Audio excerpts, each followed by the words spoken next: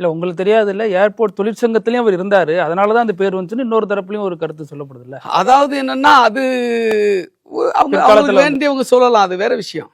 ஆனா ஏர்போர்ட்டில் குற்றச்செயல் செஞ்சாரா இல்லையாங்கிறது கேள்வி தானே. அங்க ஹேபிச்சுவல் அஃபெண்டரா இருந்தாரா இல்லையா என்பது ஒரு கேள்வி தானே. இருந்தார் என்பதற்கு ஆதாரம் இருக்கு தானே. அவர் மீது வழக்கு பதிவு செய்யப்பட்டிருக்கு தானே. அவர் சிறைக்கு வந்து சென்றிருக்கார் தானே. இப்ப அவருக்கு அவருடைய அவரை அடிக்கிறாங்க, ஜட்டியோட உட்கார வைக்கிறாங்க, மனித உரிமையில் அவருக்கு மீறப்படுது என்று எங்க தலைவரே போன் பண்ணியிருக்காரு. என்ன எங்க தலைவரை போய் நீங்க பேட்டி எடுங்க, அது அவர் சொல்ல மாட்டார், இதெல்லாம் அவர் சொல்ல மாட்டார். இருந்தாலும் சொல்றேன், சரிதானா? இதெல்லாம் விரும்ப மாட்டாரு. நீங்க கேட்டாலும் அதை புறக்கணிச்சிருவான்னு வச்சுங்க. நான் சொல்றேன், நான் தெரிஞ்சு சொல்றேன். ஆத்தென்டிகேட்டட் இன்ஃபர்மேஷன் எனக்கு. நான் வந்து உறுதியான தகவலாக தான் சொல்றேன். அதனால வந்து இப்படிப்பட்ட இல்ல நீங்க அந்த கருத்தை போன பேட்டியில சொன்னதுக்கு அப்புறம் கூட அதை என்னவா சொல்றாங்கன்னா, ஒரு செயின் பறித்தவருக்கெல்லாம் திரும்ப சப்போர்ட் பண்ணியிருக்காரு அப்படின்னு அது இந்த மாதிரி பேசுறாங்க. சார், செயின் பறித்ததுக்கு சப்போர்ட் பண்ணல, மனித உரிமை மீறலுக்காக வந்து அவர் வந்து அதை எதிர்த்தார். அப்படிதான் நீங்க பார்க்கணும். இவர் செயின் பறித்தாரு, நிரூபிக்கப்பட்டது என்று தெரிஞ்சு சப்போர்ட் பண்ணல.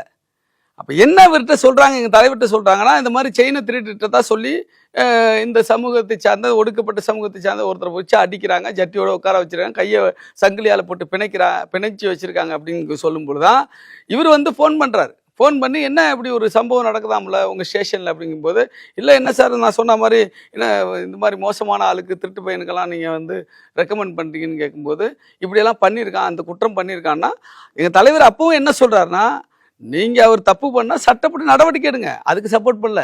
அதான் இந்த மாதிரி கேட்குற அரைகுறைகளுக்கு மீண்டும் நான் விளக்கம் சொல்கிறேன். அதுக்கு சப்போர்ட் பண்ணல, குற்றச்செயலுக்கு சப்போர்ட் பண்ணல. குற்றச்செயலை செஞ்சிருந்தாலும் கூட நீ அதுக்கு சட்டப்படி நடவடிக்கை எடுங்க. அதுக்காக மனித உரிமையை மீறாதீங்க. 3rd டிகிரி வந்து ட்ரீட்மெண்ட் நீங்க கொடுக்காதீங்க. அடிக்கிறது, ஜட்டியோட உட்கார வைக்கிறது, கையை சங்கிலியால் போட்டு பிணைஞ்சி வந்து கட்டி வைக்கிறது, இது வந்து மனித உரிமை மீறல். குறிப்பா ஒரு குற்றவாளிக்கு கோர்ட்டுக்கு கூட்டிட்டு போறப்ப விலங்கு கூட மாட்டக்கூடாதுன்னு சொல்லுது. எது ஹேண்ட் கப் போடக்கூடாதுன்னு சுப்ரீம் கோர்ட் சொல்லியிருக்கு. இப்போ அந்த அடிப்படையில் தான் அப்போ சுப்ரீம் கோர்ட் என்ன குற்றவாளி ஆதரவாக இருக்குன்னு அர்த்தம். என்னது வந்து திருடினவனுக்கு, கொலை பண்ணவனுக்கு, ராபரி பண்ணவனுக்கு கையில் விலங்கு போடக்கூடாதுன்னு சுப்ரீம் கோர்ட் சொல்லுது. அப்போ அவர்களுக்கெல்லாம் வந்து சுப்ரீம் கோர்ட் சார்பாக இருக்குன்னு சொல்லாமா?